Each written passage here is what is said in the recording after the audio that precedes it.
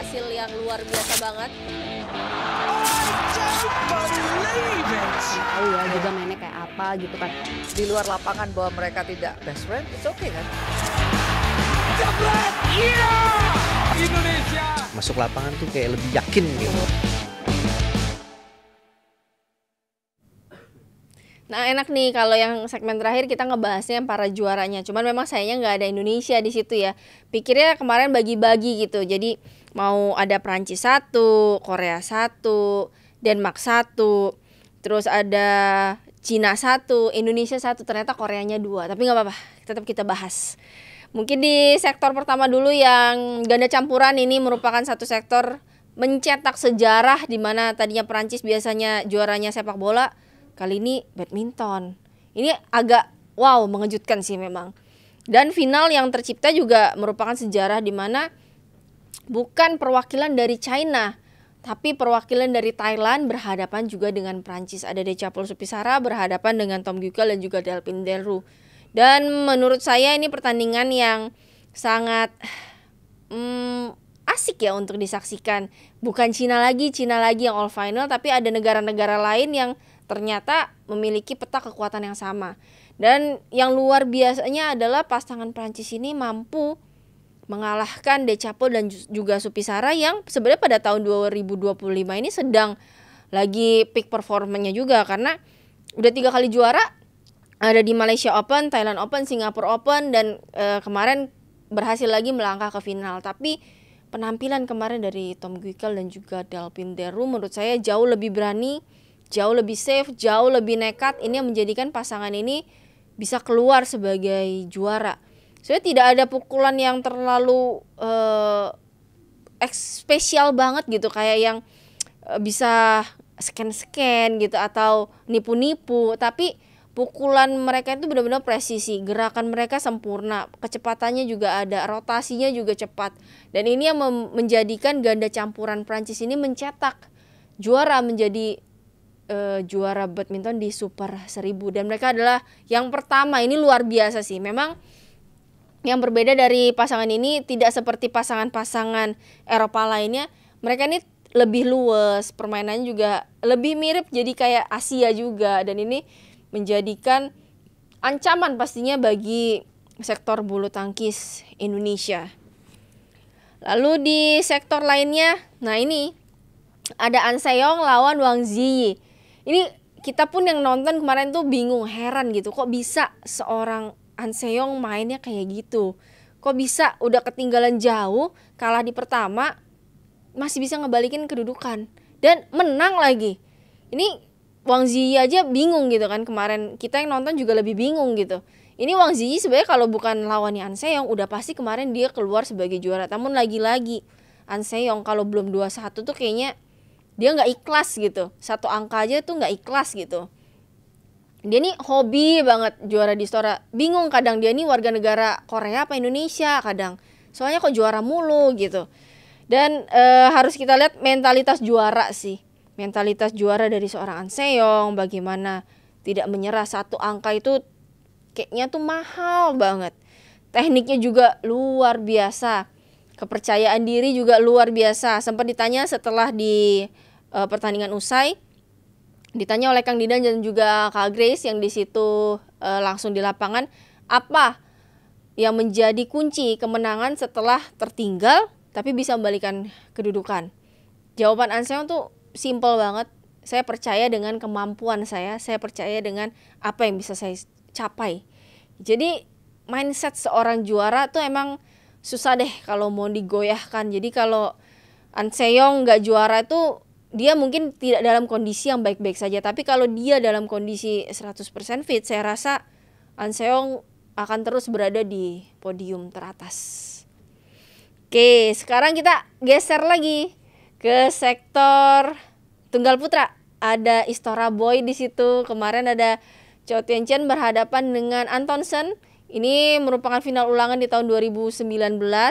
Mereka kemarin tuh lagi berebut tahta tuh siapa yang mau jadi Istora Boy tahun ini. Kan mereka udah tahu, paham betul tuh ea-eanya badminton Indonesia. Dan mereka kayaknya tuh menikmati sekali bermain di Istora Senayan Jakarta. Nah, tapi memang lagi-lagi tadinya kita pikir eranya Cho Tae-cheon udah habis, udah 35 tahun. Ternyata usia hanyalah angka bagi Cho Tae-cheon. Masih bisa terus berprestasi sampai ke partai final. Mengalahkan Kun Lafut juga yang lagi on fire, ini kan luar biasa sekali. Ini merupakan motivasi dan juga pelajaran bagi pemain-pemain muda lainnya bahwa di usia 35 tahun aja masih bisa kembali ke partai final di Super 1000. Nah, untuk Antonsen sendiri kayaknya memang dia ngerasa ini udah kayak rumahnya dia aja gitu kan. Selebrasi-selebrasi yang luar biasa juga ditunjukkan oleh Antonsen. Terus juga sempat tertinggal sebenarnya dari Cho Tae-cheon. Namun lagi-lagi memang kepercayaan diri pemain Eropa, terutama Denmark, udah nggak usah diraguin lagi deh. Dia mau ketinggalan aja dia masih PD-nya tuh luar biasa, apalagi dia unggul, apalagi dia udah posisi di atas angin gitu, udah kayak nggak nginjek bumi gitu.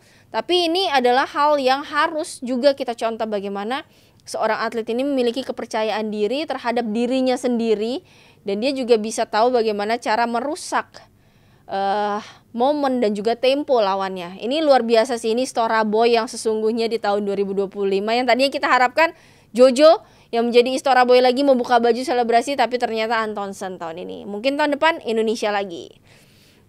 Oke, kita geser lagi, ada di sektor ganda putri yaitu Tan-Ning Liu Sheng-su berhadapan dengan Perli dan juga Tina A. Ini salah satu pertandingan yang menurut saya juga durasinya sangat panjang, 1 jam 20 menit dengan rally-rally yang luar biasa. Tapi yang kalau kalian notice, kalian nonton, dari game pertama sampai game ketiga ini tidak ada penurunan tenaga, tidak ada penurunan kecepatan, fisik juga kayaknya tuh masih fit-fit aja, masih bugar aja. Itu tuh hebat banget.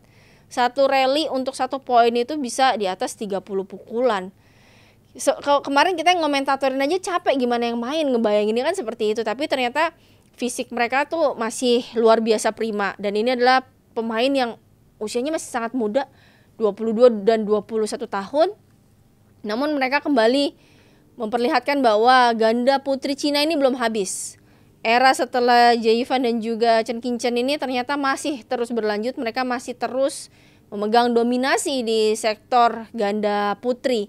Terlihat juga bagaimana powerfulnya mereka kemarin dalam serangan, dan juga ini the real defense tembok Cina ya, ini nih pasangan ini nih, Tan-Ning dan juga Liu Sheng-su. Jadi China kemarin akhirnya diselamatkan oleh ganda putri dengan memboyong 1 gelar. Biasanya kan dia 4, kali ini 1 dari sektor ganda putri. Nah, yang terakhir ada ganda putra yaitu Sabareza kemarin berhadapan juga dengan Seo Sung-jae dan juga Kim Won-ho, di mana memang nyaris sebenarnya bisa menang dalam 2 game langsung dalam kondisi yang tidak fit. Tapi justru di poin-poin terakhir, di poin-poin krusial, jadi sedikit terburu-buru, jadi kayak pengen gamenya cepat gitu, nggak mau sampai game ketiga. Tapi itu menjadi bumerang, di mana memang Seo Sung-jae ini memiliki kualitas yang luar biasa.